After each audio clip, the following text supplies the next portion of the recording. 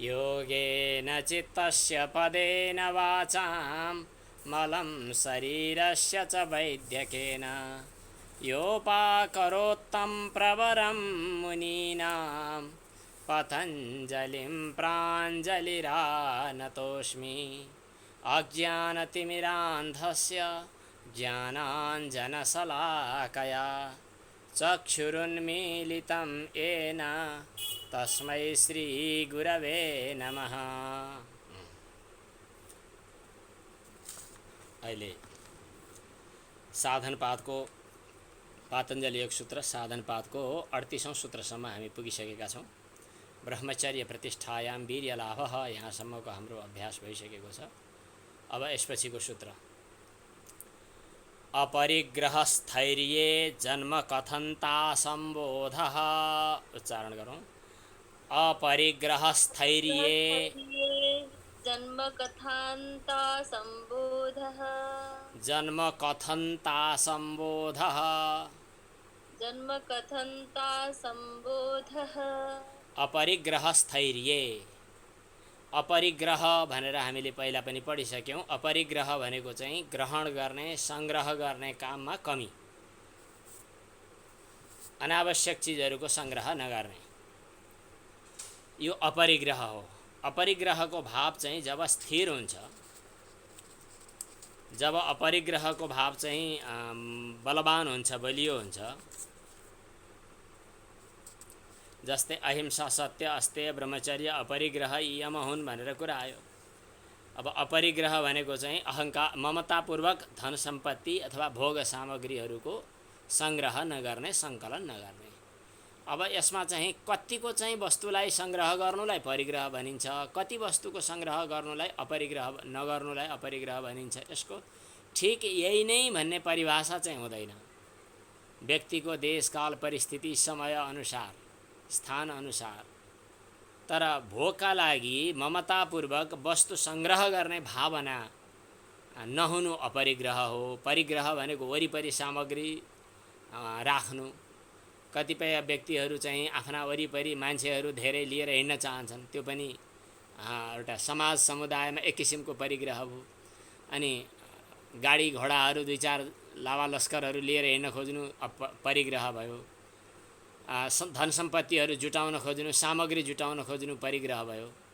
मेरो त अरू घरमा पुस्तकहरू धेरै जम्मा गर्ने बानी थियो। पढ्ने बेलामा पनि खान लगेको पैसा पनि कम गरिकन पुस्तक धेरै जम्मा गर्नुपर्ने। अहिले पुस्तकहरू धेरै पढ्न सकिँदैन। धेरै पुस्तकहरूको परिग्रहले झन्झट भइराखेको छ। अब चाहिने पुस्तक बाहेक अरू चाहिँ के गर्ने होला भन्ने सोच पनि भइराखेको छ। यद्यपि पुस्तक सङ्ग्रह गर्नु अरूभन्दा राम्रो परिग्रह होला, तर पनि अनावश्यक वस्तुहरूको सङ्ग्रह। अहिले यो हाम्रो कम्प्युटर सञ्जाल र यो चाहिँ यो विभिन्न किसिमका उपकरणहरूले परिग्रहको यति धेरै जमघट बनाइदिएको छ। अनावश्यक ग्रुपहरू, अनावश्यक धेरै सामग्रीहरू, समाचारहरू, अनि युट्युबहरू, विभिन्न च्यानलहरू, अनि यसपछि के भयो होला, हिजो उसले के भयो होला, दुनियाँभरका खबर एकैचोटि थाहा पाउनु पर्नु, यी कुराहरू पनि एउटा परिग्रहको सीमा विस्तार भइराखेको छ। हामीलाई चाहिने अपरिग्रह हो। मौन वृत्ति, मुनिवृत्ति, अनावश्यक चिजहरूको सङ्कलन नहुने एउटा अभ्यास। त्यसका लागि चाहिँ हाम्रो एउटा वैदिक सनातन सभ्यताको विशेष गरी योग दर्शनको विशेष चिन्तन के रहेछ भने पढेर, जानेर, सिकेर, सङ्कलन गरेर वस्तुको उपयोग गर्ने होइन कि अनावश्यक चिज हटाएर आफूलाई खाली बनाएर, खाली बनाइसकेपछि अनि चाहिने बोधहरू स्वतः दिमागमा प्रकट हुन्छन्। जब कुडा कड्कड धेरै जम्मा हुन्छ त्यसपछि चाहिने कुराहरू प्रकट हुँदैन। त्यसकारणले दिमागमा पनि धेरै कुराहरूको सङ्ग्रह गर्नु परिग्रह नै भयो। अहिले चाहिँ एउटा के भन्छ, यो वातावरण प्रदूषण, ध्वनि प्रदूषण, यो चाहिँ यो पानी जल प्रदूषण, अनि भूमि प्रदूषण, वायु प्रदूषण, अनि धेरै आवाजहरू आकाशमा गुन्जियो भने ध्वनि प्रदूषण। यी प्रदूषण त छँदैछन्। अहिले धेरैजसो मानसिक विचारमा अथवा कुराकानीमा धेरै कुराहरूको सङ्ग्रह गर्नु चाहिँ परिग्रह नै जस्तो लाग्छ। गाउँघरमा बस्ने मानिसहरूको दिमाग अलि तगडा हुने, सहरतिर बस्नेहरूको चाहिँ अलि बढी बच्चाहरू पढाइतिर मन नगर्ने। त्यसको कारण के त भन्दा उनको दिमागमा कुराकानीको धेरै परिग्रह हुन्छ। मैले परिग्रहका सम्बन्धमा थोरै सङ्केतको रूपमा केही थप कुराहरू थपेँ। यो आफूलाई लागेका विषयहरू हुन्, पुस्तकमा भएका भन्दा पनि यसलाई हजुरहरूले आफैले पनि चिन्तन गर्न सक्नुहुन्छ। जति हामी अवकाश बनाउन सक्यौँ त्यति अन्तरिक्षबाट, ब्रह्माण्डीय ऊर्जाबाट, बाह्य तत्त्व भने परमात्मा ऊर्जाबाट हामीलाई विभिन्न किसिमका चेतनाहरू जागृत हुने यो योगको एक किसिमको मोटो सिद्धान्त हो, यो सामान्य सिद्धान्त। अब यसको उदाहरणको रूपमा यही सूत्रले व्याख्या गर्छ है।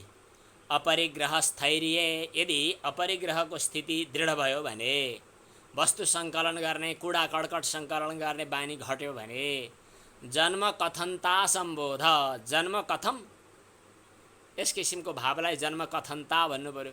मैले बाल्यकालमा पढ्दा पनि कथा भन्ने जन्म कथान्त सम्बोध यस्तो पढ्दो रहेछु, पछि बल्ल थाहा भयो जन्म कथनता।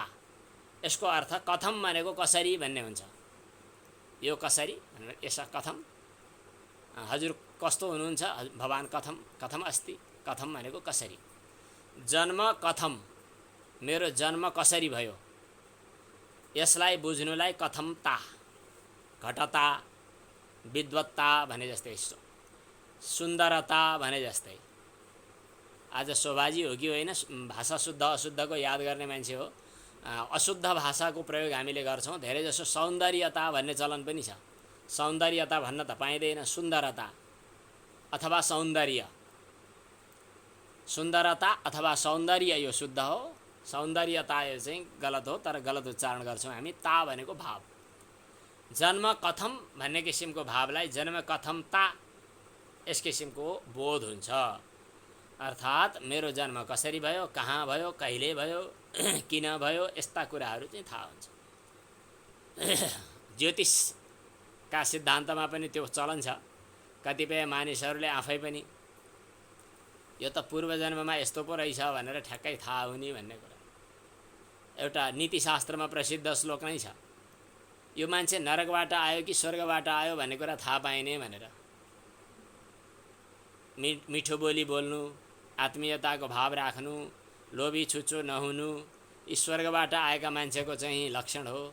झगडिया हुनु, रिसाहा हुनु, लोभी हुनु, ईर्ष्या डाह गर्नु, यो नरकबाट आएका मान्छेहरूको लक्षण हो भनेर कतै लेखिएको हुन्छ। स्वर्गस्थितानामिह जीवलोके चत्वारि चिह्नानि भवन्ति देहे इत्यादि।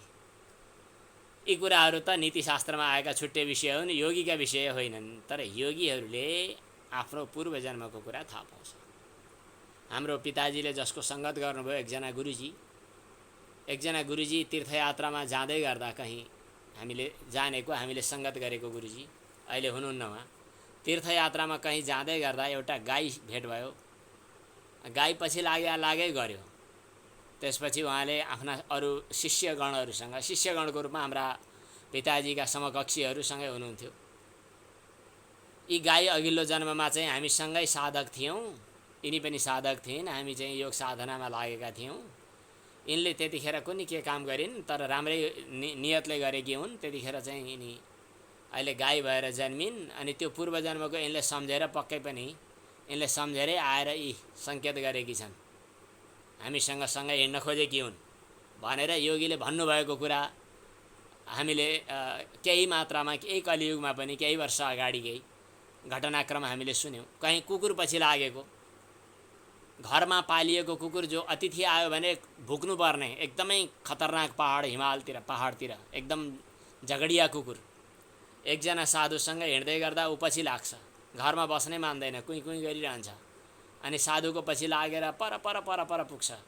अनि साधु महात्माले भन्नुहुन्छ, तिमी जानुपर्छ, बस्नु हुँदैन यहाँ, तिम्रो प्रारब्ध यति भोग्न बाँकी छ, जाऊ फर्क भनेर एकछिन सुमसुमे आएपछि र एकछिन के भनेर फर्केपछि अनि परिक्रमा गरेर अनि एकछिन भैँमा लुटुपुटु गरेर कुकुर घर फर्किएको।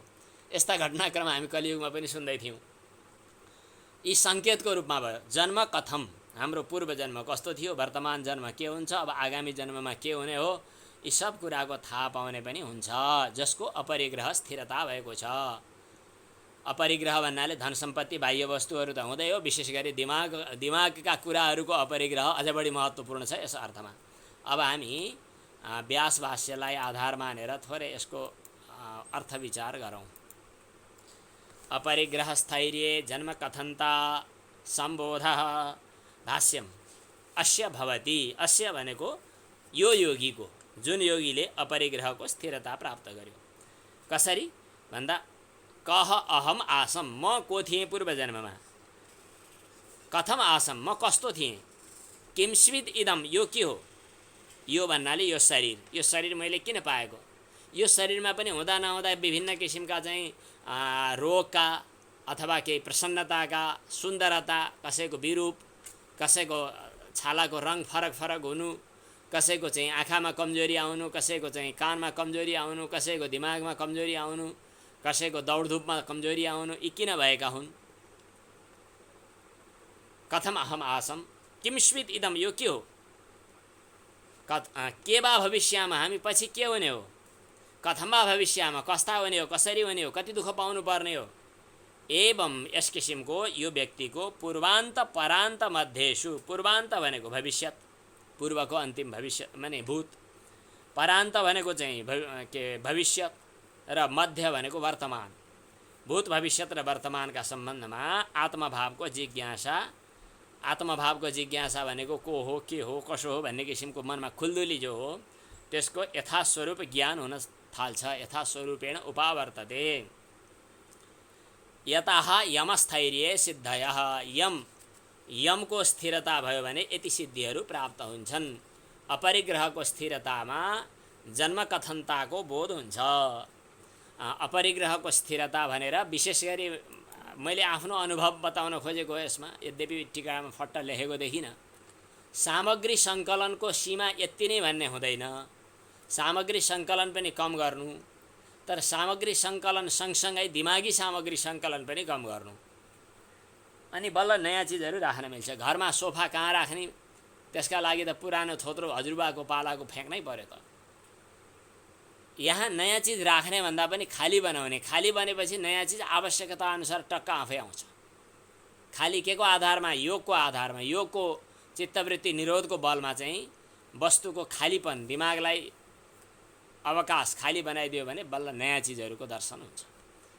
अपरिग्रह स्थैर्य जन्मकथनता सम्बोधः। अब यसपछि नियम, यमभित्रका अहिंसा, सत्य, अस्तेय, ब्रह्मचर्य, अपरिग्रह, यमः, यिनीहरूको क्रमशः हामीले चर्चा गऱ्यौँ। अहिंसाको के गऱ्यौँ, अहिंसा प्रतिष्ठायां सर्वप्राणी वैरत्यागः, अनि त्यसपछि चाहिँ तत्सन्निधौ वैरत्यागः। सत्यको सत्य प्रतिष्ठायां क्रियाफलाश्रयत्वम्, अस्तेयको अस्तेय प्रतिष्ठायां सर्वरत्नोपस्थानम, अनि ब्रह्मचर्य प्रतिष्ठायां वीर्यलाभः, अनि अपरिग्रह स्थैर्य जन्मकथनता सम्बोधः। यति चाहिँ अहिंसा, सत्य, अस्तेय, ब्रह्मचर्य, अपरिग्रहको प्रक्रियालाई पुरा गरियो। अब यसपछि शौच, सन्तोष, तपस्वाध्याय, ईश्वर प्रणिधानानि नियमाः, यी नियमहरूको अभ्यास। शौचात् स्वाङ्ग जुगुप्सा परैर संसर्गः। उच्चारण गरौँ। शौचात्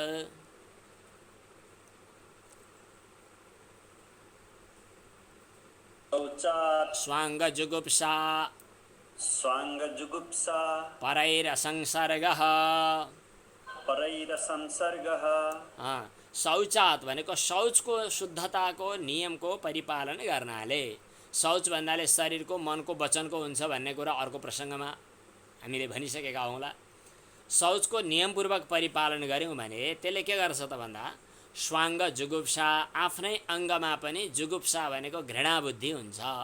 अब यो अलि अनौठो लाग्यो, शौच गरेपछि त चोखो भएर क्या राम्रो भनेर आफ्ना अङ्गहरू, आफ्नो शरीरको बारेमा चाहिँ ठिक हुनुपर्ने हो, तर शौचको अभ्यासले के गर्छ त भन्दा आफ्नो अङ्गमै पनि घृणा बुद्धि हुन्छ भने वैराग्य प्राप्त हुन्छ। जुगुप्सा भनेको निन्दा। यो भनेको के त, जस्तो यो हाम्रो घरमै हाम्रा घरायसी पितामाता, बुवाहरूको, आमाहरूको चाहिँ अहिले पनि संस्कार के छ, नाकमा हात लगायो त्यो हात धुनु पर्यो, खुट्टातिर हात गयो हात धुनु पर्यो। नयाँ बुहारीहरूलाई कम थाहा हुन्छ, पुराना आमाहरूलाई अहिले पनि थाहा हुन्छ। लौ त्यो पन्नियो चाहिँ त्यो के भन्छ, काठको बेल्ना चाहिँ भैमा पर्यो, त्यो धुनु पर्थ्यो, त्यत्तिकै समातेर राख्यो, आचार विचारमा यादै छैन भन्ने चलन छ।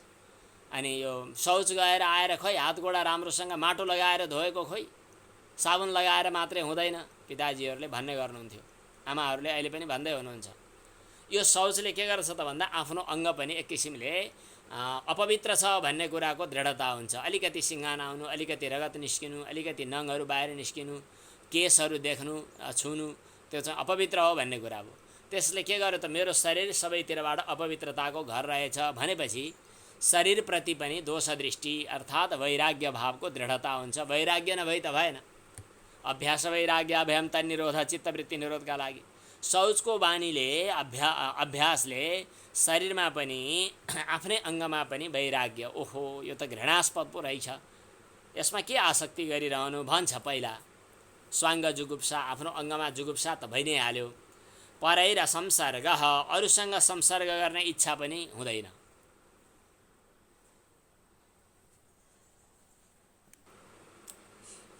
पुनः सुरु गरौँ। शौचात स्वाङ्ग जुगुप्सा परै र संसर्ग, शौचको अभ्यासबाट आफ्नै अङ्गमा पनि जुगुप्सा अर्थात् यो चाहिँ माने हेय हो अथवा यो चाहिँ अपवित्र हो भन्ने किसिमको बोध हुन्छ। र परै असंसर्ग भनेको परसँग, पराईसँग अथवा दोस्रो अरूको शरीरसँग संसर्ग गर्ने इच्छा कम हुन्छ।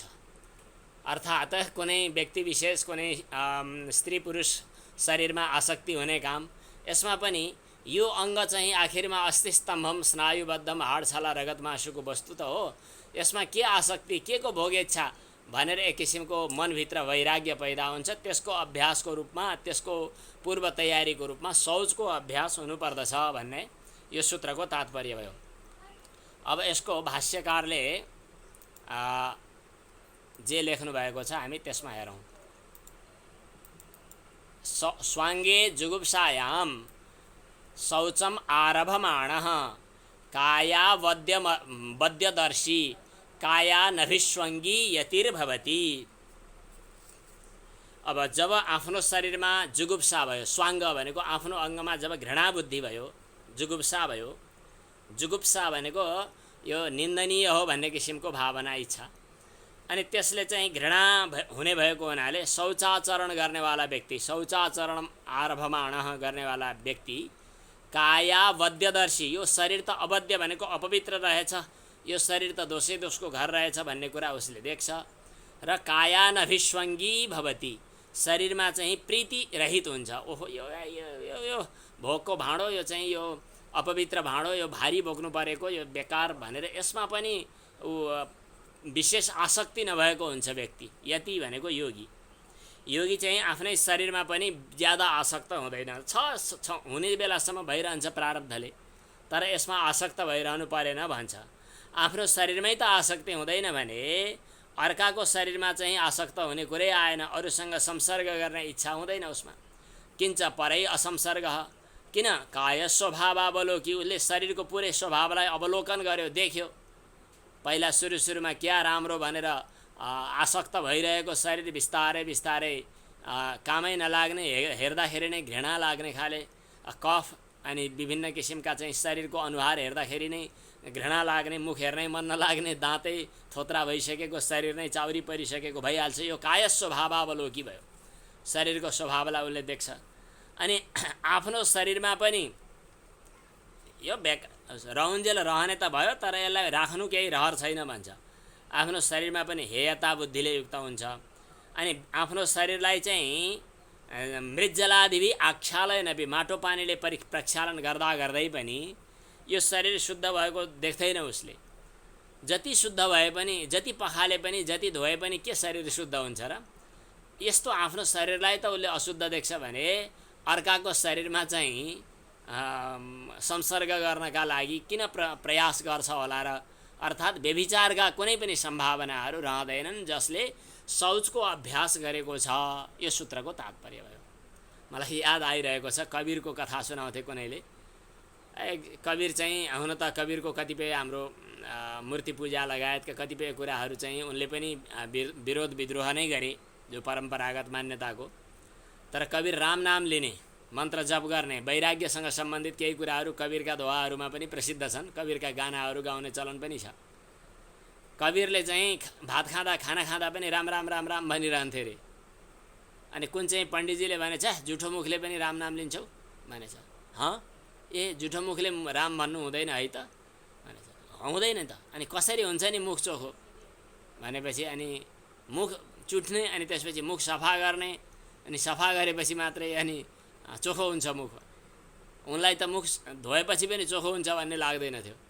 अनि त्यसपछि खायो अरे अनि मुख चुटिसकेपछि अनि त्यसपछि यो पानी छोड्दा हुन्छ होला नि, यो त चोखो पानी हो नि भनेर पुचुत्त मुखबाट पिचकार गर्न थाले।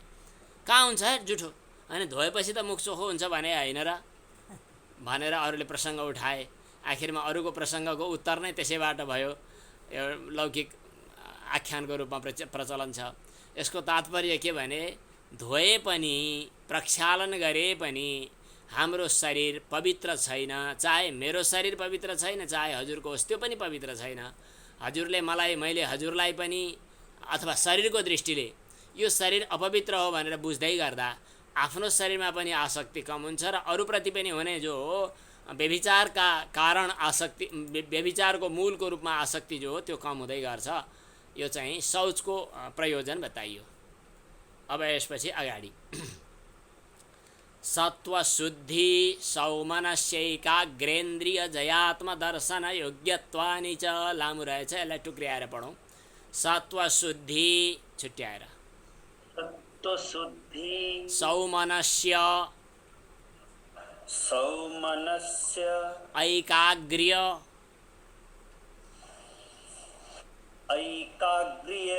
इन्द्रियजय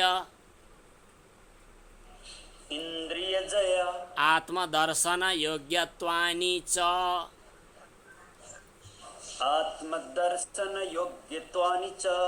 यो बाहिरको शुद्धताका कुराहरू हामीले शौचात स्वाङ्ग जुगुप्सा परै र संसर्गबाट गऱ्यौँ। यो बाहिर शरीरको शुद्धि हो। शुद्धि तीन किसिमका हुन्छन् त भनिसक्यौँ, शारीरिक, वाचनिक र मानसिक। त्यसमध्ये शरीरको शुद्धताको परिणाम चाहिँ स्वाङ्ग जुगुप्सा र परैहि असंसर्ग अघिल्लो सूत्रमा बताइहालियो। अब यसपछि आन्तरिक शुद्धता पनि त आवश्यक छ। आन्तरिक शुद्धताले के गर्दछ त भन्दाखेरि सत्वशुद्धि, चित्तशुद्धि हुन्छ। शुचेहे आन्तरिक शुद्धताबाट सत्वशुद्धि हुन्छ। सत्वशुद्धि भनेको अन्तःकरणको शुद्धि, चित्तशुद्धि जे भन्दा पनि ठिकै छ। अनि त्यसपछि सौमनस्य भनेको मनको प्रसन्नता हुन्छ। सुमना मन पवित्र हुने, मन प्रसन्न हुने। धेरैजसो मुख प्रसन्न बनाउने, मन प्रसन्न नहुने, यस्तो मन प्रसन्न त कहाँ होस्, घरतिरका के अरू कुरा सम्झिराखेको छ, कुडा कड्कट जम्मा गरिराखेको छ, भित्रभित्र तनावै तनाव छ।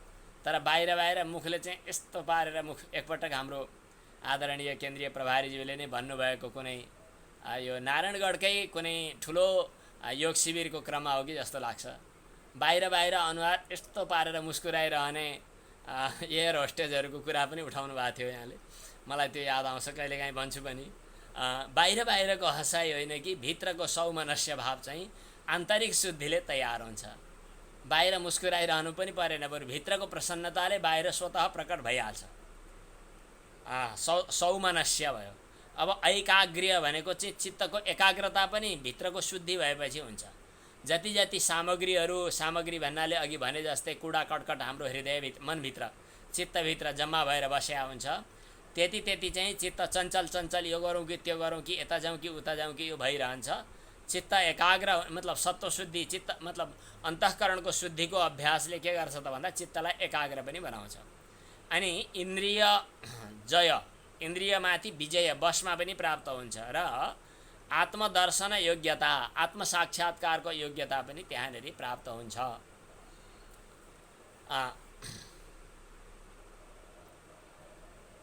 शौचमा अब बाहिरी त मृज्जलाभ्याम शुद्धि, माटो पानीबाट शुद्धि भनेर बताइ नै हालियो। माटो पानी अथवा स्नान, गङ्गा स्नान, गण्डकी स्नान, जे हो इत्यादिबाट। भित्रको शुद्धिका लागि चाहिँ जप, तपस्या, मन्त्रको अभ्यास इत्यादि कतिपय हुन्छन्। यिनीहरूले चाहिँ राग, द्वेष, काम, क्रोध जस्ता हृदयभित्रका मलहरू चाहिँ कम हुँदै गयो भने भित्री शुद्धता हुने भयो।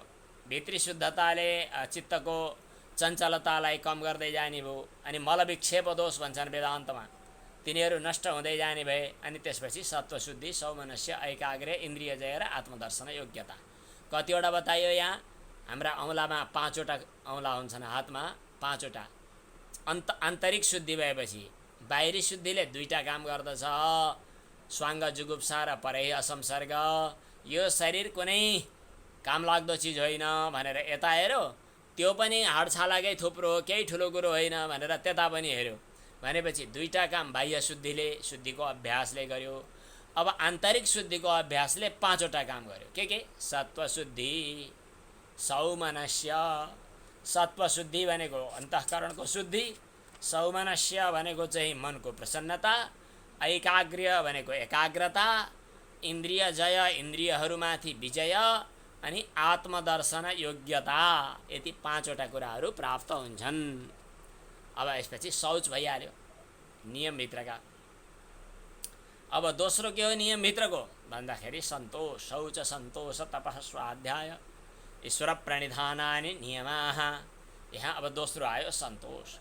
सन्तोषात् अनुत्तम सुखलाभः। यो सूत्र आयो, उच्चारण गरौँ त। सन्तोषात् अनुत्तम सुखलाभः। अनुत्तम सुखलाभः। यहाँनिर सन्तोषात् भनेर छुट्याइदिन्छौँ हामी। त काटे पनि हुन्छ, द बनाए पनि ठिकै छ। सन्तोषात्, सन्तोषबाट भनेको सन्तोषदेखि, रामात् भने जस्तै सन्तोष गरे भने सन्तोषबाट। अनुत्तम भनेको जोभन्दा अर्को उत्तम छैन, सबभन्दा उत्तम सुख लाभ हुन्छ। सन्तोषबाट सबभन्दा बढी ठुलो सुख लाभ हुन्छ। वस्तुबाट सबैभन्दा बढी दुःख लाभ हुन्छ। कस्तो मजा। सन्तोषम परमम सुखम भन्ने त नीतिशास्त्रमा प्रसिद्धै छ श्लोक। सन्तोषम परमम सुखम। सन्तोषात् भनेको सन्तोषबाट। सन्तोष भनेको बाहिरी चाहना रहित हुनुबाट, बाहिरी चाहनाबाट विमुक्त हुनुबाट अनन्त सुख प्राप्त हुन्छ। घर बनाउनु थियो, यस्तो घर नबनाइ त भएकै छैन, यति घडेरी तयार गर्नु थियो, यो नबनाइ त भएकै छैन, इत्यादि भावनाहरू। घरमा यो सामग्री नल्याई भएकै छैन, यति नपढी भएको छैन, यसलाई यति नजिती भएको छैन। व्यवहार त गर्नु, तर मनभित्रको खटपटी जो हो त्यसका बारेमा कुरा हुँदैछ। सन्तोष साथमा राख्यो भने जतिसुकै कर्म गर्दै गर्दा पनि सफलता त मिलोस् नमिलोस् आफ्नो ढङ्गले समयमा मिल्छ, मिली पनि हाल्छ। तर त्यसभन्दा ठुलो काम के हुन्छ त भन्दा सबभन्दा उत्तम सर्वाधिक सुख लाभ प्राप्त हुन्छ। अनुत्तम भनेको जोभन्दा उत्तम अर्को छैन, त्यसलाई भनिन्छ अनुत्तम। अनुत्तम सुख लाभ, सर्वाधिक उत्तम सुख प्राप्ति हुन्छ। तथा च उक्तम, यो कुरा बताइएको छ, अन्यत्र शास्त्रहरूमा बताइएको छ अरे। अब यो श्लोक चाहिँ कण्ठ गर्नुपर्छ सँगै। यच्च काम सुखम लोके, शोभाजीले भन्नुपर्ने भयो। यच्च काम सुखम लोके, यच्च दिव्यम महत् सुखम, यच्च दिव्यम महत् सुखम, तृष्णाक्षय सुखस्यैते, तृष्णाक्षय सुखस्यैते, नार्हतः षोडशीं कलाम्, नार्हतः षोडशी कलाम्। षोडशी माथि थोप्लो छ, षोडशीं कलाम्, ठिक छ। यच्च काम सुखम लोके, यच्च काम सुखम लोके, यच्च दिव्यं महत् सुखम, यच्च दिव्यं महत् सुखम, तृष्णाक्षय सुखस्यैते, तृष्णाक्षय सुखस्यैते, नार्हतः षोडशीं कलाम्, नार्हतः षोडशीं कलाम्। यसको थोरै अर्थ भन्छु, त्यसपछि हाम्रो शिल्पाजीले उच्चारण गरेर सुनाउनुहुन्छ। हामीले नभनिकन हजुर आफैले भनेर सुनाउनुहुन्छ। अब त्यति गरुन्जेल मैले यो अर्थ भनुन्जेल अभ्यास गरिराख्नु। यच्च काम सुखम लोके, लोके भनेको यो संसारमा, यच्च काम सुखम, जुन एकछिन नबोलिकन है, म एकछिन हजुर अवसर दिए मात्रै, एकैछिन। यच्च काम सुखम लोके, जुन कामनाको भोग गर्दा लोकमा सुख हुन्छ। कामनाको भोग गर्दा भन्नाले मिठो खाँदा, राम्रो लगाउँदा, अनि टक्क मञ्चमा माला लगाएर सबैले जय जय भन्दै गर्दा, अथवा अरू कुनै नयाँ बिहिबारी गर्दा, नयाँ मन पराएको मान्छेसँग सँगै जान आउन पाउँदा, कामना जनित सुख जति संसारमा जति होला ती सबैलाई जम्मा पारेर राखौँ एक ठाउँमा। कति होला त यो संसारमा भोगेर पाइने जति सुख, अनि दिव्यम महत् सुखम याच्छ, स्वर्गमा गएर हुने जति पनि सुख होला ती सबै सुखलाई पनि एकै ठाउँमा राखेर माने उसको नाप जाँच गरी हेरौँ।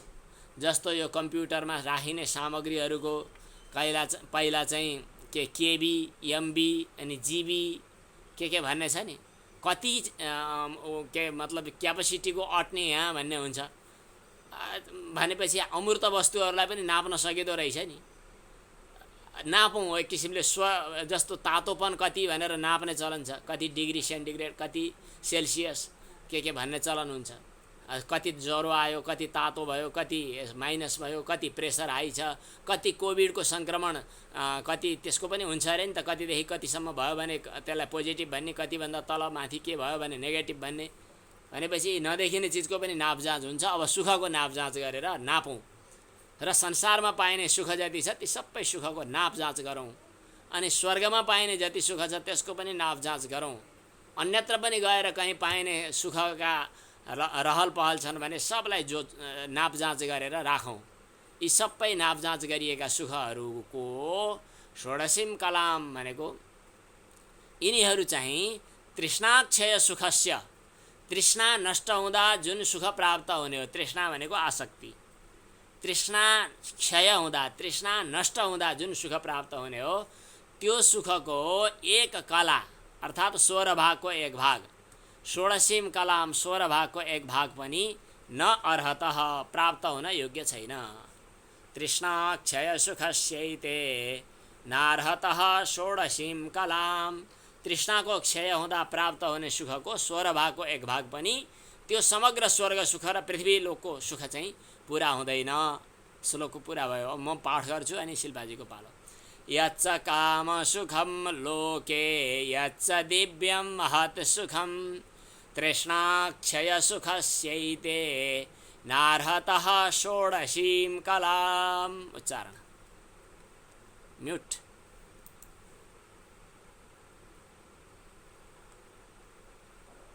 यच्च काम सुखम लोके यच्च दिव्यं महत् सुखम तृष्णाक्षय सुखस्यैते नार्हतः षोडशीम कलाम। आहा क्या मिठो। अब नहेरिकनै कण्ठ हुन्छ कतिखेरदेखि। गजब एकदम राम्रो, अति सुन्दर। अब प्रयोग हुँदाखेरि अथवा भोलितिर कुनै दिन प्रयोग गर्दाखेरि यो चाहिँ सन्तोषात् अनुत्तम सुख लाभ भन्ने श्लोक पढ्दाखेरि पढेको भनेर तयार भएपछि हामीलाई सन्तोष हुन्छ। फेरि कायेन्द्रिय, अब अर्को सूत्रमा जाउँ। कायेन्द्रिय सिद्धि र शुद्धि क्षयात् तपसः। अब यसको छुट्याएर भन्नुपर्दछ। कायेन्द्रिय सिद्धि, कायेन्द्रिय सिद्धि अशुद्धि क्षयात् तपसः, अशुद्धि क्षयात् तपसः। कायेन्द्रिय सिद्धिः, कायेन्द्रिय सिद्धिः अशुद्धि क्षयात् तपसः। अशुद्धि क्षयात् तपसः। यदि हजुरहरूले सरर पाठ गर्दै जानु भएको छ भने कायेन्द्रिय सिद्धि र अशुद्धि क्षयात् तपसः यसै गरी पढ्ने। अर्थ लगाउनलाई पद छुट्याउनु पर्ने छ भने मात्रै कायेन्द्रिय सिद्धि विसर्ग लगाएर अशुद्धि क्षयात् अनि तपसः भन्ने। अब तपसः भनेको तपस्या सिद्ध भएपछि अथवा तपस्याको प्रभाव परिपक्व भएपछि, अशुद्धि क्षयात् भनेको तपस्याले शरीरको, मनको, वचनको अशुद्धि नष्ट हुँदै गर्दछ। अशुद्धि नष्ट हुँदै हुँदै गइसकेपछि के हुन्छ त भन्दा कायेन्द्रिय सिद्धि, शरीर र इन्द्रियमा सिद्धि प्राप्त हुन्छ। तपस्याको प्रभावले अशुद्धि अपवित्रता नष्ट हुँदै गएपछि शरीरमा पनि र इन्द्रियमा पनि सिद्धि प्राप्त हुन्छ। अब तपस्या भनेको के हो भनेर बुझ्नु पर्यो। तपस्या भनेको के हो भन्ने कुरा चाहिँ स्वधर्मानुष्ठाने कष्टसहनम तपः भन्ने पनि छ। आफ्नो धर्मको परिपालन गर्दा जे जति कष्ट आइपर्छन् ती कष्टलाई सहज रूपमा सहन गर्न सक्नु, सहन गर्ने अभ्यास गर्नुलाई तपस्या भनिन्छ भन्ने अन्यत्र प्रसिद्ध भएको भनाइ छ। तपस्वाध्याय ईश्वर प्रणिधानानि क्रियायोगाः जो हाम्रो पहिलो यो साधना पादको पहिलो सूत्र आयो, त्यो पहिलो सूत्रमा पनि तपः शब्दको उपयोग भएको छ। तपस्या भनेको चाहिँ आफूले आफ्नो कर्तव्य परिपालन गर्ने क्रममा परिआएका हर किसिमका दुःख सुखहरूलाई सहन गर्नु, त्यसलाई चाहिँ तपस्या भनेर भनिन्छ। अब शरीर पनि के गीतामा सायद वाङ्मयम तपौच्यते इत्यादि चाहिँ, अनि शारीरम तपौच्यते मानसम तपौच्यते, शरीर मन वचनका तपस्याहरूको कुरा गीतामा आएको छ। त्यो त्यहीँबाटै पढ्नुपर्दछ। यसको अभ्यासले के गर्छ त भन्दा शरीर र इन्द्रियको मल नष्ट हुन्छ, विकार नष्ट हुन्छ, अपवित्रता नष्ट हुन्छ। योगीको शरीर मन इन्द्रिय पवित्र हुन्छन्, स्वच्छ हुन्छन्, हल्का हुन्छन्, अनि त्यसपछि चाहिँ विभिन्न किसिमका सिद्धिहरू उसलाई प्राप्त पनि हुन्छन्। शरीरका सिद्धिहरू, मनका सिद्धिहरू, यो सबै अब अगाडि हाम्रो तेस्रो पाउमा सायद विभूति योगमा चाहिँ विभूति पादमा आउँछन्, त्यो सिद्धि प्राप्त हुन्छ। अब टीकामा के लेखिएको छ व्याख्यामा भाष्यमा त्यो हेरौँ। निर्वर्त्यमानमेव तपः, तपस्या पुरा गरेपछि, तपस्या सिद्ध भएपछि हिनस्ति अशुद्धि आवरणमलम, अशुद्धिको आवरण, अशुद्धिबाट पैदा भएको आवरण रूपी मल, मल दुई किसिमका हुन्छन् भन्ने छ। एउटा आवरण मल, एउटा विक्षेप मल। आवरणले भएको वस्तुलाई ढाकिदिन्छ, विक्षेपले नभएको वस्तु देखाइदिन्छ। आवरण मल र विक्षेप मल दुईटा छन्। त यहाँ आवरण मलम हिनस्ति, तपस्याले आवरण मललाई नष्ट गरिदिन्छ भने ढाक्ने किसिमको मललाई नष्ट गरिदिन्छ। तत् आवरण मलापगमात, आवरण मल नष्ट भएपछि काय सिद्धि भने शरीरको सिद्धि प्राप्त हुन्छ। कस्तो त अणिमा आदि, अणिमा महिमा चैव गरिमा लघिमा तथा।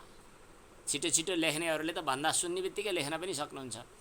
अणिमा महिमा चैव गरिमा लघिमा तथा। अणिमा भनेको ज्यादै सानो हुनु, महिमा भनेको ज्यादै ठुलो हुनु, गरिमा भनेको ज्यादै गरुङ्गो हुनु र लघिमा भनेको ज्यादै हलुङ्गो हुनु। प्राप्ति भनेको नभएको चिज पनि पाउनु, प्राकाम्यम भनेको कामना चाहना अनुसार हुन सक्नु, ईशित्वम दुनियाँलाई आफ्नो अधीनमा राख्नु र वशित्वम अरूलाई माने अरूभन्दा हावी हुनु र वशित्वम अरूलाई आफ्नो बसमा राख्नु। यी चाहिँ 8वटा सिद्धिहरू हुन्छन् भनेर कोशमा अन्यत्र प्रसिद्ध छ। अणिमा महिमा चैव गरिमा लघिमा तथा। अनि प्राप्ति प्राकाम्यम, प्राप्ति प्राकाम्यमीशित्वम वशित्वम चाष्टसिद्धयः। प्राप्ति प्राकाम्यमीशित्वम वशित्वम चाष्टसिद्धयः, यी 8वटा सिद्धिहरू छन्। प्राप्ति प्राकाम यी के भए? काय सिद्धि भए। विशेष गरी यसमा अणिमा आदि काय सिद्धि हुन् भन्नाले शरीरकै सिद्धिका कारणले अणिमा आदि सिद्धिहरू हुन्छन्। जस्तै हनुमान लङ्का जाने बेला बीचमा एउटीको सुरसाकीको आइपुगी, उसले चाहिँ मुख गरी मेरो मुखमा नपसी जान पाइँदैन भनी हनुमान ठुलो हुनुभयो। उसले झन् ठुलो मुख बनाई, अनि झन् ठुलो हुँदा हुँदै निकै ठुलो मुख बनाई, अनि हनुमानले ज्यादै सानो शरीर बनाएर फुत्त भित्र छेडेर बाहिर निस्किनुभयो। यो चाहिँ सानो बन्नु चाहिँ लघिमा, ठुलो बन्नु चाहिँ महिमा। के अरे अणिमा सानो हुनु अणिमा, ठुलो हुनु महिमा, अनि हलुङ्गो हुनु चाहिँ लघिमा, अनि गरुङ्गो हुनु चाहिँ गरिमा। कृष्ण भगवानले आमाको काखमा बस्दा बस्दै गरुङ्गो भएर देखा पर्नुभयो रे, अनि आमाले चाहिँ गरुङ्गो भएर भैँमा राख्दा चाहिँ कुनै के भयो अरे, यी कथाहरू आउँछन्। यसको तात्पर्य हो त्यो गरिमा, गरुङ्गो हुनु। यस्ता यस्ता सिद्धिहरू शरीरसँग सम्बन्धित छन्, यिनीहरू प्राप्त हुन्छन्। अब काय सिद्धि भयो। इन्द्रिय सिद्धि भनेको के हो त भन्दा टाढाको कुरा सुन्न सक्नु, पेरिसमा फुलेका फुलको गन्ध यहीँ बसी बसी सुँघ्न सक्नु, अहिले अमेरिकामा चलिरहेको व्याख्यान यहाँ बसी बसिकन सुन्न सक्नु, अनि टाढाको घटना अस्ट्रेलियाको घटना यहाँ बसी बसिकन देख्न सक्नु। यतिखेर स्वर्गमा इन्द्र के गर्दैछन् थाहा पाउनु।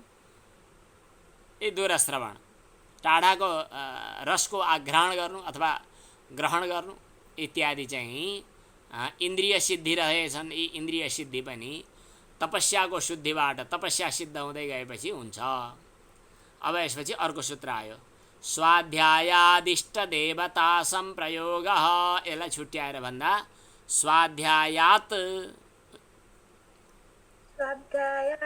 इष्ट देवता संप्रयोग।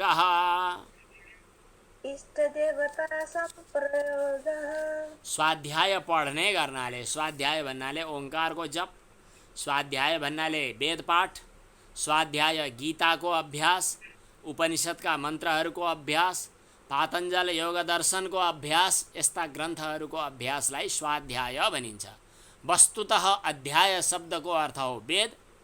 स्व भनेको आफ्नो लागि गुरुले उपदेश गरेको वा आफ्नो लागि उपयोगी भएर तोकिएको ग्रन्थ जो हो, वेदमूलक, वेदलाई प्रमाण मानेर आएका अरू वेदाङ्गको रूपमा आएका अरू ग्रन्थहरू पनि स्वाध्यायभित्र पर्ने भए। वेद र वेदका अङ्गहरू पढ्नु, व्याकरण पढ्नु, ज्योतिष अथवा यो शास्त्रहरू पढ्नु, विशेष गरी योग दर्शन पढ्नु, अरू पनि दर्शन ग्रन्थहरू पढ्नु, गीता उपनिषद पढ्नु, यो स्वाध्याय हो। र स्वाध्याय मूलतः वेद। हामी पुरै वेद त पढ्न सक्दैनौँ। गायत्री मन्त्र जप गर्नु, ओंकारको जप गर्नु, यिनीहरू स्वाध्यायभित्र पर्दछन्। यो स्वाध्यायको अभ्यास गर्नाले के हुन्छ त, इष्ट देवता संप्रयोग। इष्ट देवताहरूका साथ दर्शन हुन्छ, अर्थात् साक्षात्कार हुन्छ। हाम्रा केही साधकहरू गायत्री मन्त्रको जप गरेर बसिरहेका छन्, कहिलेकाहीँ गायत्रीको दर्शन पायौँ भन्छन् उनीहरू। स्वाध्यायको प्रयोगले इष्ट देवताको साक्षात्कार हुन्छ। शास्त्रको जप, मन्त्रको जप। अब कसैले चाहिँ फेरि स्वाध्यायको नयाँ अर्थ पनि गर्दछन्, आफूलाई अध्ययन गर्ने भन्छन्। शास्त्रीय परम्परामा यो अर्थ त लाग्दैन, तर एउटा तात्पर्यको रूपमा यो अर्थ लगाउन मिल्छ, त्यति गलत पनि भन्न मिल्दैन। आफ्नो अध्ययन गर्ने, म को हुँ, के थियो लक्ष्य, आएको छु यहाँ किन, तर केमा भुलेको छु, गरौँ यसको विवेचना, यस्तो चाहिँ स्वाध्याय। स्वाध्यायको अभ्यासले के हुन्छ त भन्दा इष्ट देवता संप्रयोग, इष्ट देवताहरूको दर्शन मिल्दछ। इष्ट देवता भन्नाले के त भन्दा देवता, ऋषि, सिद्धहरू स्वाध्यायशील व्यक्तिको नजरमा देखिन आउँछन्। दर्शनम गच्छन्ति कार्य च अस्य वर्तन्ते, उसको काममा पनि कहिलेकाहीँ सहयोग गरिदिन्छन्, आइदिन्छन्। कतिपय मानिसहरू देवताको दर्शन प्राप्त गरेको अनुभव बताउँछन्। यो योगको अभ्यासै हो, विशेष गरी त्यसका लागि स्वाध्याय नै चाहियो। अब आयो समाधि। समाधिको प्रयोग, समाधिको अभ्यासले के हुन्छ त भन्दा समाधि ईश्वर प्रणिधान। ईश्वर प्रणिधानको प्रयोजन के हुन्छ त भन्दा यो समाधि सिद्धिरीश्वर प्रणिधानात्। उच्चारण समाधि सिद्धि ईश्वर प्रणिधानात्। छुट्याएर भन्नुपर्दा समाधि सिद्धि अनि ईश्वर प्रणिधानात्। यी दीर्घ भएको हुनाले ईश्वर यस्तो भन्नुपर्छ। समाधि सिद्धि ईश्वर प्रणिधानात्। उच्चारण समाधि सिद्धि ईश्वर प्रणिधानात्। एकदम ठिक छ। बरु उच्चारण गर्न अल्छी लाग्यो भने, गल्ती भयो भनेर सरी भन्ने हो। उच्चारण गर्न थाल्दा गल्ती भएर त एकदम ठिक छ केही नै हुन्न, अब ठिक हुन्छ। त्यस कारणले उच्चारण गर्ने नै प्रयास गर्नु होला। सबैको आवाज सुन्दैनौँ हामी, टाढा भएको हुनाले उहाँको नामै लियौँ आज पनि, हिजो पनि। सबै साधकलाई हो, फेरि अरूले पनि पालो गर्न पनि सक्नुहुन्छ। यहाँ सुनाउनु पर्छ भन्ने छैन, आफैले आफ्नो मोबाइल अगाडि नै आफै उच्चारण गर्नु होला, म्युट भएरै पनि। समाधि सिद्धि ईश्वर प्रणिधानात्। समाधि सिद्धि ईश्वर प्रणिधानात्। सिद्धिमा विसर्ग अलिकति ह जस्तो, आधा ह जस्तो उच्चारण, सिद्धि यस्तो। ईश्वर प्रणिधानद्वारा, यहाँ पञ्चमी छ, प्रणिधानात्। ईश्वर प्रणिधानद्वारा समाधिको सिद्धि हुन्छ। ईश्वरको प्रणिधान भन्नाले के हो त भन्दा ईश्वरमा सर्वभाव समर्पण गर्ने। ईश्वरार्पित सर्वभावस्य, ईश्वरमा हर किसिमले आफ्नो भावनालाई अर्पण गर्ने। अब भक्ति योगको आधारमा कुरा गर्ने हो भने ईश्वरको शरणमा जाने, ईश्वरको शरणागति हुने। यसले के गर्दछ त योग साधनामा आउने विघ्नहरू जति छन् यिनीहरू नष्ट हुन्छन्। ती विघ्नहरू के हुन् हामीले पढ्यौँ, व्याधिस्त्यान इत्यादि प्रथम अध्यायमा। तिनीहरू पनि कम हुँदै गर्दछन्। ईश्वरमा निर्भर भएको हुनाले तत्पर रहन्छ, साधनामा चिन्ता हुँदैन, व्याध्यादि रोगहरू पनि ईश्वर कृपाबाट कम हुँदै गर्दछन्। त्यस कारणले समाधि सिद्ध हुन्छ, अर्थात् समाधि सिद्ध हुने विघ्न बाधाहरू पनि नष्ट हुन्छ। ईश्वरार्पित सर्वभावस्य, ईश्वरमा सर्वभाव समर्पण गरेका व्यक्तिको यथा समाधि सिद्धि, जसरी समाधि सिद्ध हुन्छ, सर्वम ईप्सितम अवितथम जानाति, सम्पूर्ण ईप्सित भनेको चाहना अनुसारका कुरा, अवितथम जेको त्यही उसले बुझ्दछ, जान्दछ। देशान्तरे देहान्तरे कालान्तरे छ, यो शरीरमा अर्को शरीरमा, यो ठाउँमा अर्को ठाउँमा, यो समयमा अर्कै समयमा, सब कुरा उसले सिद्ध प्राप्त थाहा पाउँदछ। ततः अस्य प्रज्ञा यथाभूतम प्रजानाति, उसको प्रज्ञाले सम्पूर्ण यथार्थ स्वरूपलाई बुझ्न सक्दछ। यो सूत्रको अर्थ भयो। अब अर्को सूत्र, अब आसन सिद्धिले के हुन्छ त? उक्तासह सिद्धिभिर नियमाः, यमको प्रयोजन पनि बतायौँ। यम अहिंसा, सत्य, अस्तेय, ब्रह्मचर्य, अपरिग्रहको स्थिरताबाट, अभ्यासबाट के हुन्छ भनेर, अनि शौच, सन्तोष, तपस्वाध्याय, ईश्वर प्रणिधानको प्रयोजन पनि बतायौँ। अब त्यसपछि यम नियमपछि आसन। आसनको के हो त प्रयोजन, अर्थात् आसन कसरी हुन्छ, आसन भनेको के हो, यो कुरा चाहिँ अबको सूत्रमा उक्ताः सह सिद्धिभिर यम नियमाः, सिद्धिसहित यम नियमहरूको चर्चा गऱ्यौँ। अब आसनादीनि वक्ष्यामः, अब आसनहरूको बारेमा कुरा गर्छौँ। तत्र आसनहरूको सम्बन्धमा कुरा गर्दा स्थिर सुखम आसनम, स्थिर सुखम आसनम, स्थिर भनेको निश्चल, छटपट नगरिकन, सुख भनेको आनन्दपूर्वक बस्न सक्नु नै, लामो समयसम्म साधनाको क्रममा स्थिरतापूर्वक चञ्चल नभइकन सुखपूर्वक खपेर एकदम कष्टका साथमा गर्दै जोडका साथमा चाहिँ आसनको कठिन आसनहरूको साधनाको सुरुमा त्यस्तो हुन्छ, एकदम सकिन बल्ल तल्ल लो भन्दै भन्दै गर्नुपर्ने हुन्छ। तर त्यो जब स्थिर र सुखपूर्वक, लामो समयसम्म स्थिरतापूर्वक र सुखपूर्वक, निश्चल र सुख दिने तरिकाले जब रहन सक्छ, तब आसन सिद्धि भएको मानिन्छ र त्यसलाई बल्ल आसन भनेर मानिन्छ। हलचल पनि नहोस्, बिचमा छटपट गर्न पनि नपरोस्, सुखपूर्वक बस्न सकियोस्। अब यी आसनका धेरै भेदहरू जो यहाँ मूलमा बताइएन, तर पनि अरू हठयोग, प्रदीपिका आदि ग्रन्थहरूमा अन्यत्र पनि बताइएको छ, जसलाई अलिकति व्यासभाष्यमा सङ्केत गरियो। यथा पद्मासनम, वीरासनम, मभन्दा हजुरहरू नै यसमा प्रयोगमा प्र्याक्टिकल्ली हजुरहरू अगाडि हुनुहुन्छ, त्यस कारणले हजुरहरूलाई धेरै होला, बाँकी रहेको केही रहेछ भने त्यसमा अरू गुरुहरूले सहयोग गरिदिनु हुनेछ। पद्मासन, वीरासन, भद्रासन, स्वस्तिकासन, दण्डासन, अनि सोपाश्रय, सोपाश्रय भनेको उपाश्रय सहितमा रहेको भन्ने अर्थ हुँदो रहेछ। उपआश्रय, नजिकमा अर्को आश्रयलाई साथमा राखेर, सोपाश्रयम। अनि पर्यङ्कम, क्रौञ्च निषदनम, हस्ती निषदनम। क्रौञ्च निषदन भनेको कर्याङ कुरुङ पक्षीको बसाइलाई अनुकरण गरेर गरिने उपवेशन भाव।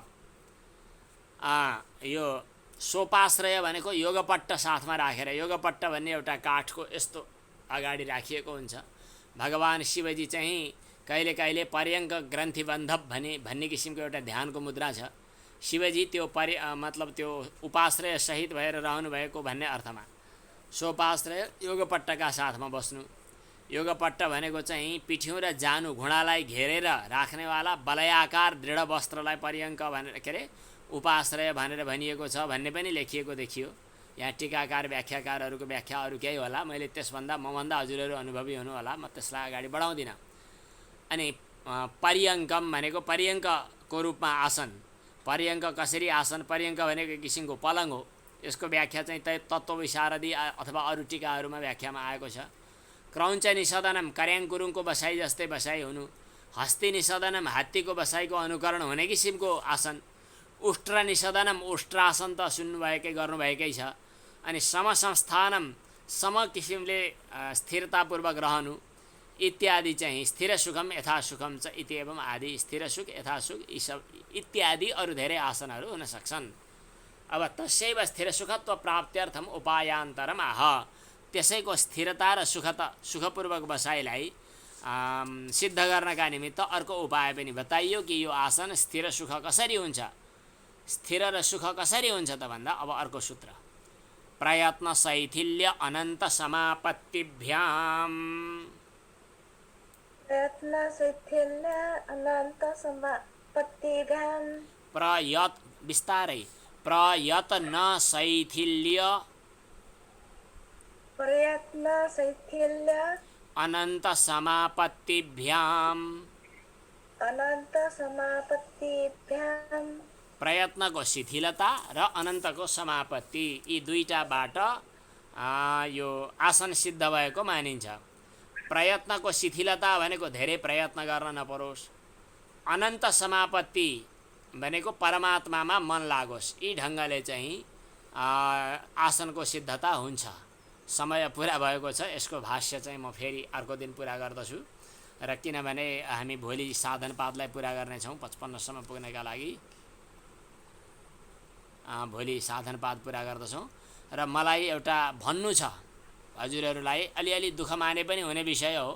हामीलाई अधिकार प्रयोग गर्ने तपाईँको के अरे हामीलाई भन्ने अधिकार छैन भन्ने पनि ठाउँ छ। तर पनि म अब गुरु कृपा र भगवानको कृपालाई अगाडि राखेर भन्छु, हजुरहरू जो जति अहिले 104 जना उपस्थित हुनुभएको छ, मलाई 100 जना भए पनि 100 जना होइन 10 जना 5 जना भए पनि पुग्यो। तर चाहिँ जब विद्यामा दृढता र एउटा साधनाको रूपमा पढ्न खोजिएको छ भने यो रमाइलोका लागि तमासाको लागि हामी आउँदै छैनौँ। यदि साधनाको रूपमा आउन खोजिएको छ भने प्राविधिक ठुलो कारण बाहेक कस्तो भन्दो रहेछ त भनेर उपस्थित हुने विचार नगर्नु होला र सुरुबाटै र यो स्वाध्यायकै रूपमा पढ्ने प्रयास गर्नु होला। थोरै आउँदा पनि हुन्छ, बरु केही छैन। तर मन लाग्दा आउने मन लाग्दा जाने नगरेर सकेसम्म आफ्नो यसको तात्पर्य चाहिँ मैले नियन्त्रण गर्न खोजे होइन। तर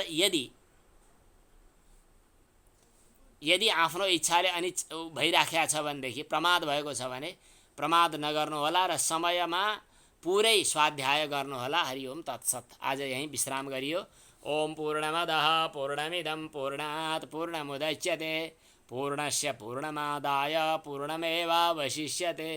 ओम शान्तिः शान्तिः शान्तिः। ओम।